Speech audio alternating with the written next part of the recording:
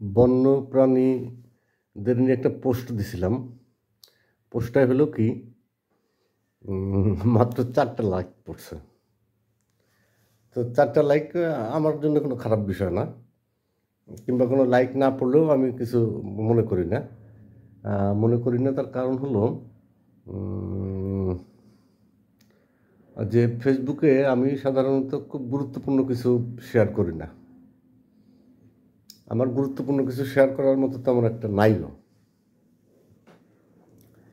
তার কারণ হলো আমি যে মোবাইলে কথা বলি, এই কথাগুলো আসলে কোনো কিছু চিন্তা করে বা কোনো কিছু রেডি করে বা কোনো কিছু মানে প্রিপারেশন নিয়ে আমি এগুলো করি না।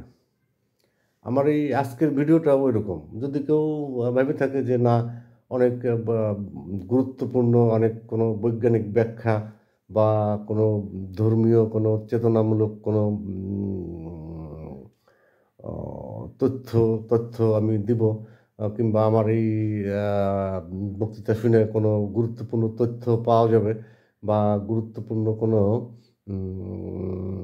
মেসেজ পাওয়া যাবে, বিষয়টা তাহলে ভুল হবে। কারণ আমি কখনো এটা করি না, আমার এটা করার স্বভাব না। আমি কি তাহলে এই মাধ্যমটাকে কি তাহলে আমি খুব গুরুত্বহীন মনে করি? মানে গুরুত্বহীন আর গুরুত্বপূর্ণ বিষয়টা ও আসলে আপেক্ষিক। এই যে আপেক্ষিক শব্দটা বললাম, এই আপেক্ষিক শব্দটার মানে কি, এটাও অনেকে আমরা জানি না যে আপেক্ষিক মানে কি। যাই হোক, এই বিষয়েও কথা বলার দরকার আছে। এই আপেক্ষিক নিয়ে কথা বলা শুরু করলে দেখা গেল যে এইটা নিয়েই কথা বললাম, তাহলে বোঝাই গেল যে আমি আসলে কোনো বিষয়ে খুব সিরিয়াসলি কিছু বলার জন্যে ভিডিওতে বক বক করি না। তাহলে কী জন্যে করি করি আজকে হলো আজকের যে বিষয়টাকে মানে বলবো, সে বিষয়টাও অনির্ধারিত। অনির্ধারিত থাকার কারণ হলো সাম্প্রতিক বিষয় নিয়ে যদি কিছু বলতে হয়, তাহলে তো অবশ্যই রাজনীতি চলে আসে। আবার রাজনীতি নিয়ে কিছু বলতে হলে বিভিন্ন দল, বিভিন্ন লীগ, তারপরে বিভিন্ন ধর্মীয় দল, এদের পক্ষে বিপক্ষে কথা বলা লাগে।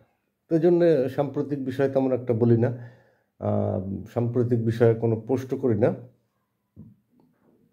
আমি অনলাইনে যে সমস্ত মাধ্যম ব্যবহার করি তার ভেতরে ফেসবুক একটু বেশি ব্যবহার করি, আর ইউটিউব একটু বেশি দেখি, আর এরকম আর কি। ওই মেসেঞ্জার কিংবা হোয়াটসঅ্যাপ কিংবা এগুলো তো কম করি, এগুলো ব্যবহার খুব একটা বেশি আমার হয় না। তবে অনলাইনে আমার ফোন আসে বাইরে থেকে, বাইরে থেকে কিছু ফোন আমি রিসিভ করি। তো আমাদের এই যে এখন তো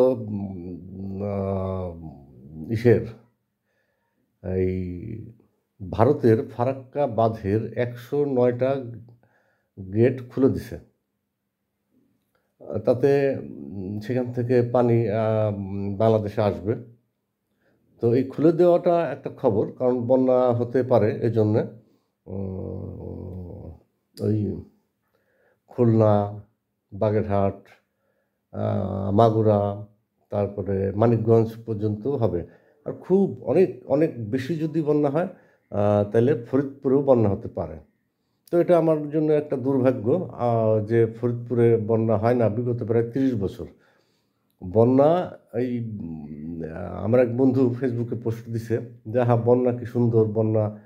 তো সেটা অবশ্যই আমি এটাকে 100% সমর্থন করি, কিন্তু বন্যাটা যদি রূপটা যদি ভয়াবহ হয় এবং বন্যাটা যদি আকস্মিক হয়, তাহলে এটাতে প্রাণহানি ঘটতে পারে। প্রাণহানি মানে শুধু মানুষের প্রাণ না, প্রাণীদেরও প্রাণ আছে।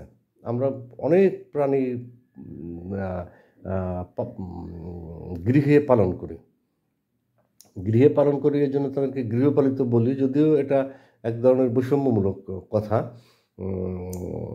যে গৃহে পালি বলে সেটা গৃহপালিত, আর যেটা গৃহে পালি না ওইটা অগৃহপালিত, বিষয়টা এরকম না। প্রত্যেকটা প্রাণী তার নিজের থাকার জন্যে কম বেশি গৃহ নির্মাণ করে থাকে, বরঞ্চ যাদেরকে গৃহে পালা হয় তাদেরকে গৃহহীন প্রাণী বলা উচিত। কারণ তাদের কোনো নিজস্ব গৃহ নাই।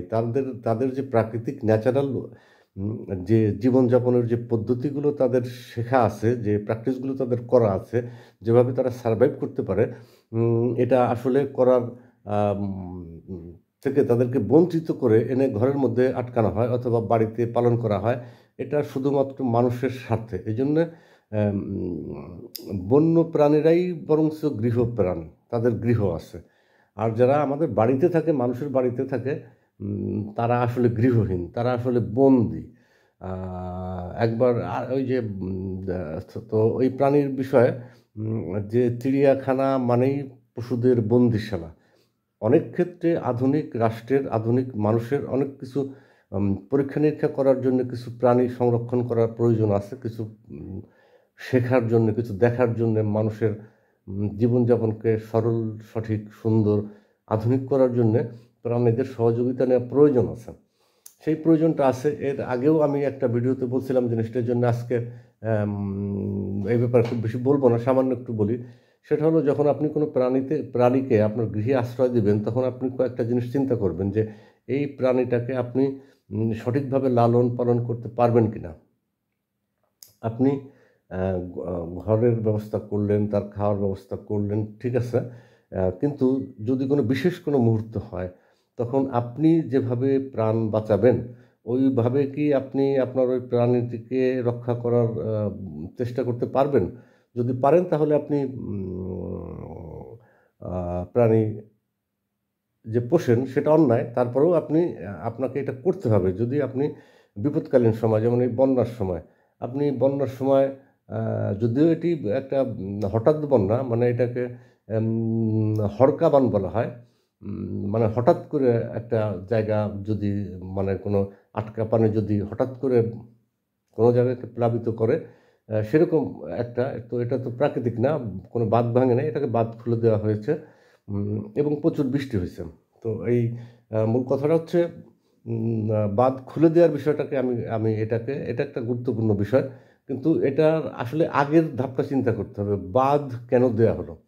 কেউ বলতেছে গেট, কেউ বলতেছে বাঁধ, কেউ বলতেছে ব্যারেজ। মানে মূল কথাটা হচ্ছে আপনি পানি আটকাচ্ছেন, আপনি পানি আটকানোর কোনো ক্ষমতা রাখেন না, দেশের হোক দেশের বাইরে হোক, কোথাও আপনি পানি আটকাতে পারেন না। কারণ পানি আটকানো মানেই নদীর গতিপথকে বাধাগ্রস্ত করা, নদীকে শাসন করা। আপনাকে নদীকে শাসন করার অধিকার কে দিছে? সমুদ্র আপনাকে সার্টিফিকেট দিছে যে তুমি নদী শাসন করো? নদী শাসন করতে হলে তো নদীর বড় বাপ, যে তার নাম তো সমুদ্র, তাই সমুদ্র কি আপনাকে অধিকার দিছে যে আপনি নদী শাসন করে এদিক দিয়ে, ডান দিক দিয়ে বাঁধ দেন, বাম দিক দিয়ে আটকান? এইগুলোকে আপনাকে বলে দিছে যে অনেক বড় স্থাপনা করেন, হাজার হাজার লোক নিয়োগ করে ওইখানে পাথর দিয়ে, মাটি দিয়ে, ইট দিয়ে, বালু দিয়ে নদীটাকে ভরাট করেন, মাঝখানে কয়েকটা দরজার মতো রাখেন, ওই দরজা খুলে দেন, পানি বের হয়ে যায়, দরজা আটকায় দেন, পানি আটকায় যায়। এটা কি নদীর কোনো স্বাভাবিকতা থাকে? অবশ্যই থাকে না। নদীকে স্বাভাবিক রাখতে হলে নদীর গতিপথ পরিবর্তন করা যাবে না, নদীর শাসন করা যাবে না, এইটা। তো এই বন্যার কারণে কী হলো? এই বন্যার কারণে প্রচুর মানুষ গৃহহীন হলো। গৃহহীন হওয়ার কারণে তাদের ভাষায় যাকে তারা গৃহপালিত বলে, সেই গৃহপালিত অনেক প্রাণী মারা গেল। বন্যার তো মানুষকে উদ্ধার করার জন্যে, মানুষের জন্যে একটা অভূতপূর্ব সাড়া এবার বাঙালি জাতি দেখতে পেয়েছে, আমরা এটাকে দেখতে পেয়েছি, এটা খুবই আনন্দের। কিন্তু যদি আমি দেখতাম যে 100 জন উদ্ধারকর্মী, 100 জন ত্রাণ দেওয়ার জন্য যদি যায়, তার মধ্যে কমপক্ষে 10 জন থাকা উচিত প্রাণী রক্ষার জন্যে, ট্রেনিংপ্রাপ্ত প্রাণীদের খাবার নিয়ে যাওয়া, প্রাণীদের আশ্রয়কেন্দ্র করা। বিশেষ করে যে সমস্ত প্রাণী আমাদের গৃহে থাকে না, যেমন সাপ পানির এই তোড়ে, অনেক পদের সাপ আছে যারা স্থলভাগে বেশি থাকে, সেই সাপগুলো সাঁতরাইতে পারে কিন্তু খুব বেশি সাঁতরাইতে পারে না।